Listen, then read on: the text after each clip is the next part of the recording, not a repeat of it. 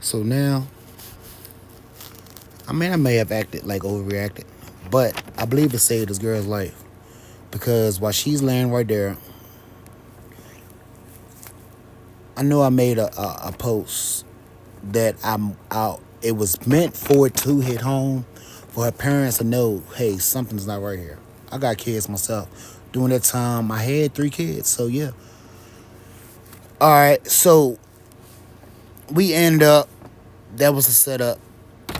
So I believe that was Saturday or Sunday. I believe that was. It may have been Sunday, but we ended up loading up to go home. That night, we all our drivers had to leave early the night because we left Sunday night. So all our drivers had to go and get some rest in the cars or the hotel rooms while we get ready to go home, so we can get home safely. This opened up for a totally different affair, man. So it's usually this guy that dresses up in a banana outfit that likes jumping on the EDC stages, doing his dance.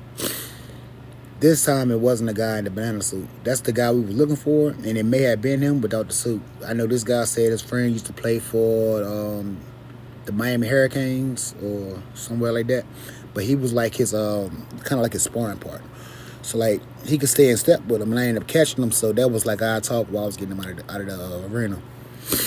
So we ended up loading up to go home. By the time now we're in Florida. By the time we're in Danville, we pulled back up to Walmart to go ahead and go home. It was the younger guy. The younger guy had already caught some people following us. Me, I'm like, yo, maybe they just, but they end up following us all the way from Orlando back home. So we pull up to Florida. They pull in right behind us. I mean, they pull in right behind us. So he was like, yo, I told you they was following us. And you would never think that this car would even make it. It was like an old, maybe like a Toyota box car or some shit like that. Maybe like a Honda or something, like a Burgundy. You would think it was a putt-putt. You would not think that it would have made it, right? So, fast forward. No, we don't even have to fast forward. By the time I get home, good, I think we were still waiting on more projects, more assignments. I think we had some set up, and I ended up getting a phone call. May have been a few months later, but I ended up getting a phone call. The phone call was from a U.S. Marshal, and they was telling me, hey, do you remember the party you was at?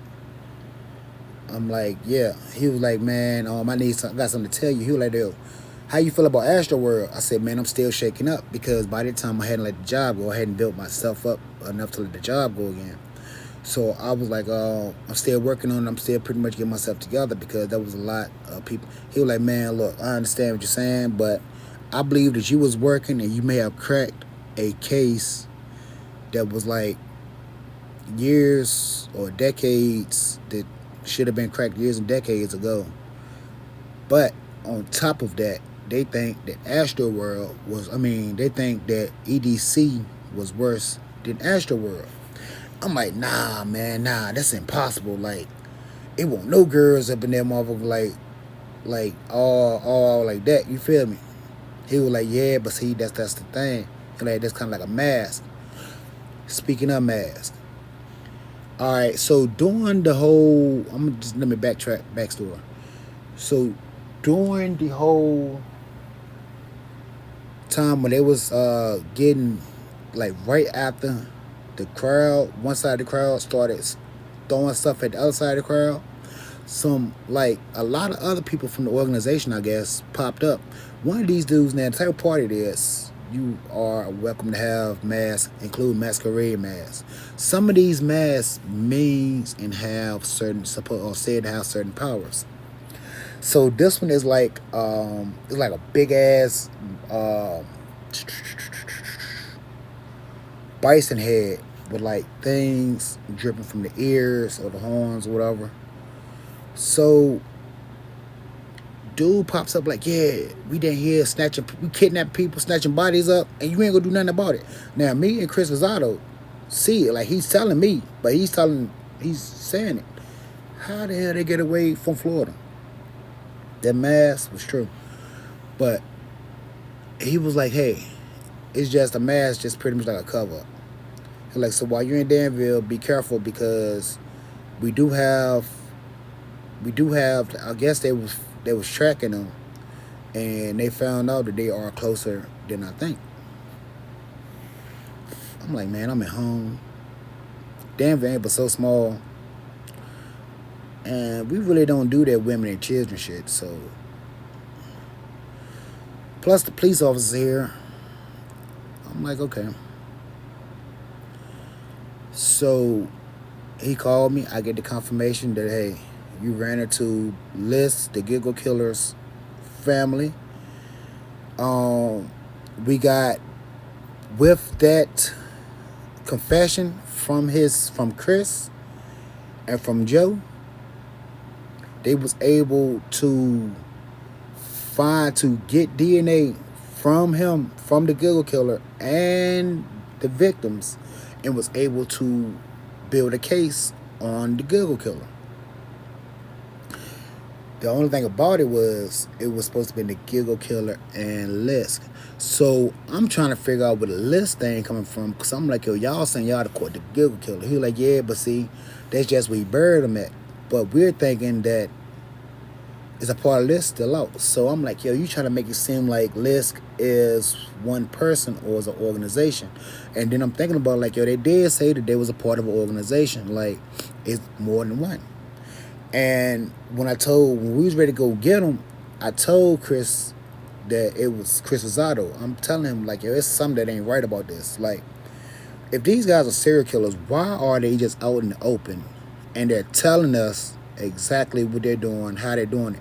Now, I understand it's part of like a power trip because hey, if I can accidentally sit right here, if someone can accidentally sit right here and kill someone in front of somebody, like someone of authority, and be able to sit right there and laugh, that's pretty powerful. That's pretty ingenious. So, okay. So, when I told him no, we didn't go. We both feel like, we felt like our lives were spared that day. I ain't gonna say spared, but taken out of bad hands. So, I ended up coming back home. Now, keep in mind, they're telling me that, hey, little do you know, child support was never official. It was never legit. They just pretty much try to make it official to 2024. You get this case taken care of, or you close this case for us, or you help us with this case. We're gonna go ahead and get all that's taken off. We're gonna get your college student loans taken off, which is I could do that myself, and I already have. But they telling me a lot of guarantees. I'm like, yeah, okay. Now they gave me all the information I need for me to get out off child support. And I love that. But the only thing about it is these people in Danville, I believe that he's paying these people because they're nowhere near ethical. They're nowhere near doing their job. They're nowhere near. Some of these people don't even supposed to have a job. Some of these cops are even real cops. And we're gonna get into that too. Now, I end up coming back home, end up having to go to jail for child support. Now, I'm telling the guy what I know as far as child support, and they've already told me, like, hey, it may be some pretty powerful people that he's paying off. So they lock me up. When I get out, I end up working at Vrabel Landscaping. Vrabel Landscaping pretty much is a landscaping job, so we do all kinds of ground care, yard care. This one day, we was up by the hospital. It's a church, and it's one of my the guy that owns the company. It's one of his churches. It's one of the properties he do. I don't know how well. A few weeks before this, I seen these guys pop up, and I'm looking because I'm in Danville, and I'm looking like, how in the hell are you in Danville? But when I see him, I'm telling him like, bro, that's Lisk. Like, yo, that's a part of the Lisk. Like, yo, and it's about 4 or 5 of them, so they end up walking and getting into a white van and pulling off. Now, the day that I'm talking about, this day I believe it was me, Daniel, which is a younger, was